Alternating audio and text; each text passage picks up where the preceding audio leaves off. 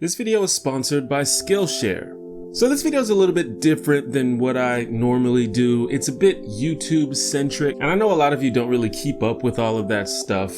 So just kind of bear with me. We'll get back on track for the next video. But there's been this conversation going on for the past few months or so, maybe even longer, but it's definitely picked up more recently. And in fact, I'm pretty late to the party with this video, as I usually am. People have been talking about this thing called LeftTube, which is kind of a nebulous term that means different things to different people. But it basically refers to a loosely related group of YouTubers who either vaguely or specifically make content specifically about, or at least informed by, left-wing politics. And I know that's kind of an ambiguous definition, but you know, that's kind of part of the problem. You may have also heard the term BreadTube, which is definitely funnier, at least. And I think the term BreadTube predates the term LeftTube. I could be wrong about that, correct me if I'm wrong, but it's been on Reddit for a while now. And I think that most people use the term BreadTube and the term LeftTube interchangeably, but there are people who want to say that BreadTube should only apply to specifically leftist content, by which I mean channels that are mostly informed by communist and/or anarchist content, as the term BreadTube itself is a reference to the book The Conquest of Bread by anarchist philosopher Peter Kropotkin. But there's also a whole thing about that, which I'll get into in a minute. So my channel, this channel T1J, is often referred to as a LeftTube channel. In fact, I was just interviewed for an article in the New Republic about LeftTube. But full disclosure, the more I hear people talking about LeftTube and BreadTube, the more I'm starting to hate those terms. Hi, I'm T1J. Follow me. So those of you that have been following me for a long time have probably noticed a pretty unmistakable evolution in the way that I express my ideas, both on this channel and on social media. I've talked about this in several videos, but I've always considered myself a progressive person. I've always been in favor of social justice and economic reform. My baseline views have pretty much stayed the same throughout my whole YouTube career. However, I still found myself occasionally being reactionary and hard-headed on certain issues. A little bit of a shitlord sometimes. I still frequently critique the left, especially social media activism, but those critiques are much less cynical than they were in the past. Once I began to become a little more empathetic and thoughtful about how I engage with topics like feminism and LGBTQ, while also being more critical of people who I thought were confronting these topics in bad faith, I was immediately branded a social justice warrior, or SJW, by this growing anti-progressive movement on the internet. I even lost subscribers. Bunch of angry dudes made videos about me and everything. And I'd say the SJWs on YouTube, who are trying to create an intellectual alternative to the reactionaries who dominated political conversation on YouTube at the time, is the precursor to what eventually became known as LeftTube. And after the rise of Trump and other far-right public figures who I'd argue were ushered into the mainstream by these anti-SJWs, it became clear that progressive-minded people needed to step up to the plate everywhere, but also on YouTube. And step up many of them did, some of them becoming fairly popular in a relatively short amount of time. And their high-quality videos inspired other creators to either start making their own videos or work harder on their existing ones. And their success led people to seek out other creators with similar content, leading to other channels growing as well. I've definitely benefited from this myself. Now, at first, I was happy to be associated with LeftTube because most of the creators that get referenced are people that I'm fans of. So I don't want anyone to take this as any kind of jab or slight against any other creator. These are people that I like. These are not people that I always agree with 100%, but these are people making thoughtful, entertaining content that challenges the systems of oppression in the world rather than trying to uphold them. And I think that's what we need right now. And most of them seem like decent people personally as well. Natalie and H-Bomb are literally two of my favorite YouTubers of all time. I just put them in the thumbnail so you would click on it. But with popular public figures comes a fandom.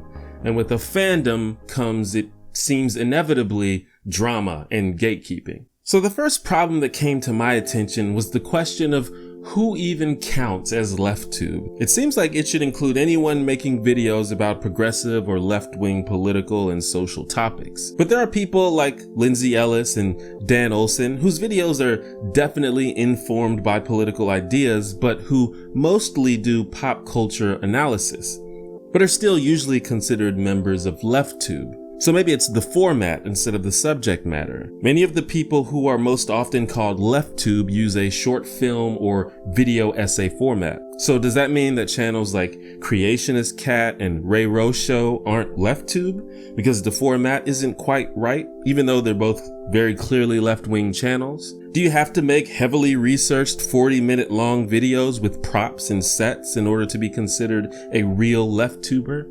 Sometimes it seems to me that LeftTube is just like an exclusive club that you get into based on who you know, who you're friends with, and how much people like you, and not really based on what kind of channel you have.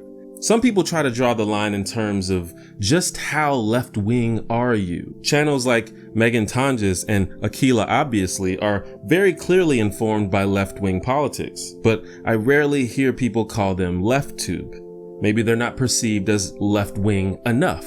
Destiny is a polarizing figure in this conversation because while most people agree that he's doing good work fighting against the far right, many others find his edgy persona and overt support for capitalism problematic. And so far as I've seen, he's usually excluded when referencing LeftTube. But if I had to guess, I'd say my economic views are probably closer to Destiny's than, say, Sean's. But people still call me LeftTube all the time. Many other YouTubers came up in the social justice space just like I did, but rarely get referenced in these conversations. People like Steve Shives and Demotivator Opinion. How am I LeftTube, but they aren't? Is it because I have more Twitter followers? I think it's literally just because I'm more friendly with the established LeftTubers than they are. But not left-wing enough seems to be just about where we've landed in this conversation.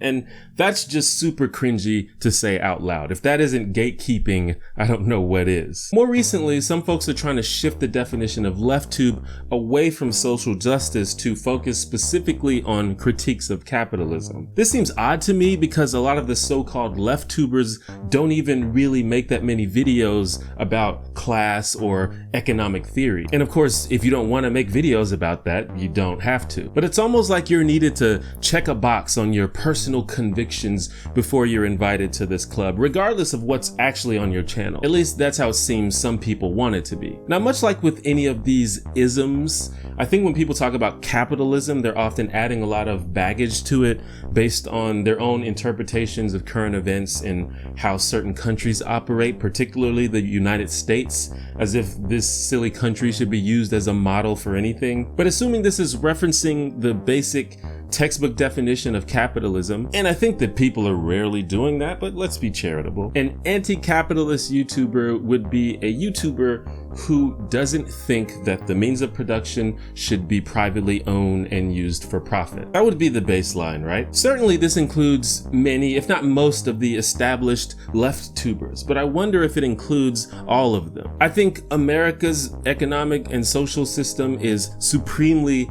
fucked and needs to be completely overhauled systematically, like ASAP. But I don't have much of a problem with the idea of private ownership and profit as the concept. So if that single fact disqualifies me from being a real LeftTuber, then okay, I guess. But I feel like most people knew this about me. And even when people don't know, when they find out, they're usually like, it's okay, you can still be part of the team. Like I'm some kind of charity case, like I'm the out of shape kid getting picked for the kickball team because they feel bad for him. Even worse is the people who basically say, well, I love your work, I think you're doing good work, but eventually down the line, we're gonna need you to sort of step aside so we can do our thing. But thanks for your contribution. I think you did some good work, but we won't need you anymore at that point. Someone literally told me recently that I am the equivalent of the woman in the red dress from The Matrix, implying, I guess, that while I might have a little more to offer than the average drone,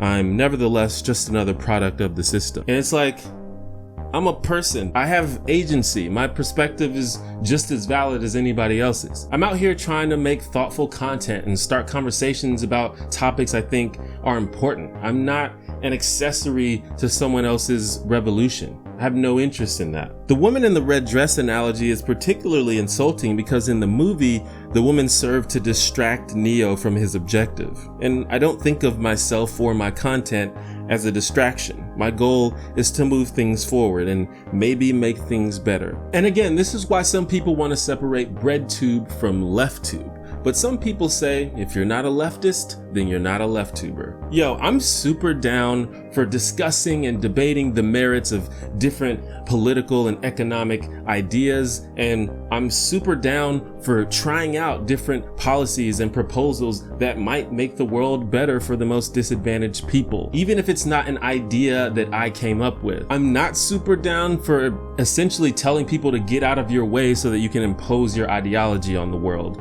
whether I agree with you or not, whether that comes from the left or the right. But anyway, this just leads to more debate about who's the real LeftTube, or even worse, who should we allow to be in the LeftTube?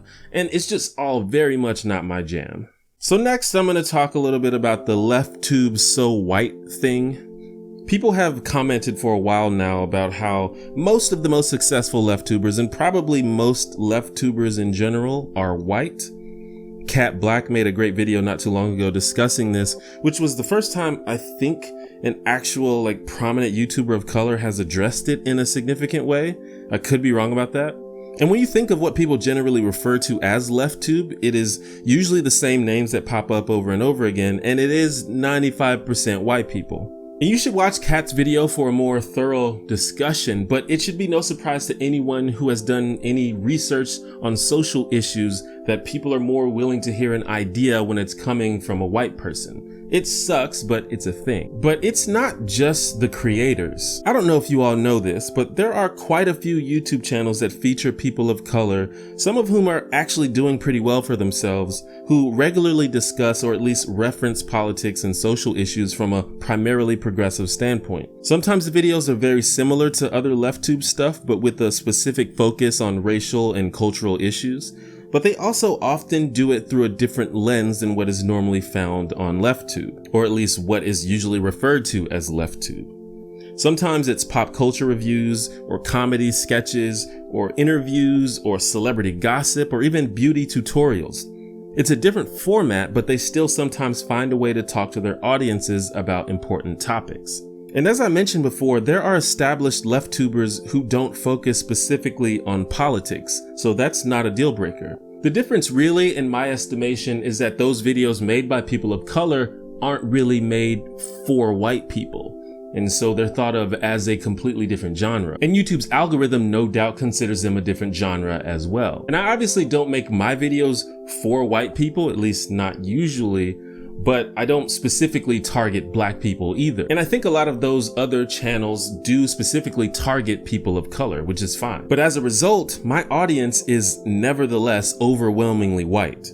And I know this because I survey my audience every year, and that's fine, I'm okay with that. But I also think it has a lot to do with why people are so comfortable with allowing me into the LeftTube conversation. My videos are white people approved. And I don't know other people's demographics, but I'd bet it's a similar situation for other people of color in this community. Similarly, there are a lot of channels that are focused on women's issues and LGBTQ topics that rarely get mentioned in conversations about LeftTube. And it's a little bit different because there are definitely a lot of women and LGBTQ people within the LeftTube community, but it still seems that if your content isn't specifically palatable to straight white people, you have a fairly low chance of being involved with this club. You can be a successful YouTuber, as most of the people I've featured are to some extent, just not a successful LeftTuber. And I'm pretty wary about this push to move LeftTube away from social justice, because I think it's something we very much still need to be talking about. Critiquing economic systems is fine and necessary, but it is not the full story, especially if you're leaving out how different groups are disproportionately affected. So look, I've been making YouTube videos for something like 10 years now, and my channel has gone through many evolutions and probably will continue to evolve. But the primary reason I make videos has always been the same.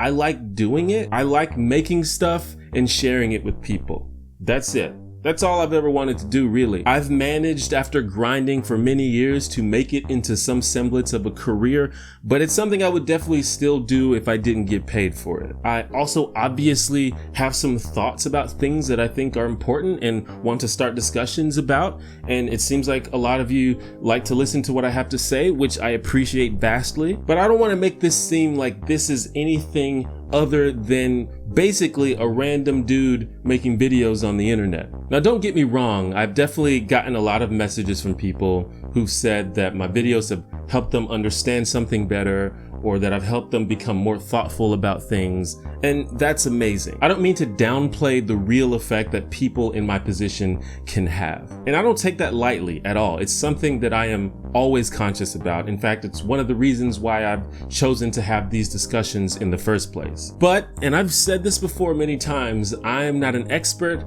or an authority on any topic. If you like what I have to say, that's awesome, but I don't want to pretend like I'm some kind of thought leader or that I magically know what's gonna fix society just because I read a couple books or watched a couple video essays. Any of your measured opinions on any topic that I cover are just as useful and valid as anything I have to say. And a lot of you might not really care about this, but I just want to make sure you know where I stand on that. A lot of people talk about LeftTube and other political creators as if they're like the chosen ones, but really we're just some people on the internet that are pretty good at talking. The article I mentioned earlier is titled, "Can the Left Win YouTube?" But I'm not really trying to win YouTube. I know I'm a broken record at this point, but I just want to make some videos, y'all. If we can help some people or change some minds along the way, then that's great too. So yeah, I'm just over the whole LeftTube thing at this point. I mean, I 100% appreciate all of the support that I've gotten from the people in this community, all of the shout outs and sharing of my videos and my channel. That's amazing. I love it. I cannot express how much that means to me. And I'm not gonna like freak out if people continue to like add me to lists of LeftTubers or whatever. You know, feel free to do that if you want to. But at the end of the day, all I really want to do is make some cool videos that encourage people to be kind to each other and to be thoughtful about how we might make the world a better place. And if I'm able to do that, I don't really care about all that other stuff, especially if there's exclusion and gatekeeping involved. But that's just me though. What do you think? Thank you for watching my video, and thanks to Skillshare for sponsoring this video. Skillshare is an online community for creators and really anyone that's looking to learn new skills or improve on old ones. With a premium membership, you can get unlimited access to over 25,000 classes on topics like design, business, technology, and much, much more. Earlier, I talked a little bit about focusing on my own goals and purpose as a YouTuber, and if you'd like a little more insight about discovering your own purpose or passion, you might want to check out a course like this one from author and podcaster Emma Gannon, which provides just that. Skillshare is fairly inexpensive. An annual subscription is less than $10 a month, but they've allowed me to offer my viewers a 2-month free trial. All you have to do is visit the link in the description below and you can try out thousands of high quality classes for free. That's 2 months of unlimited access. So I suggest you go ahead and join the millions of people already learning on Skillshare. And remember, by supporting sponsors like Skillshare, you not only get access to a great service, but you also support me and help me take my content to the next level.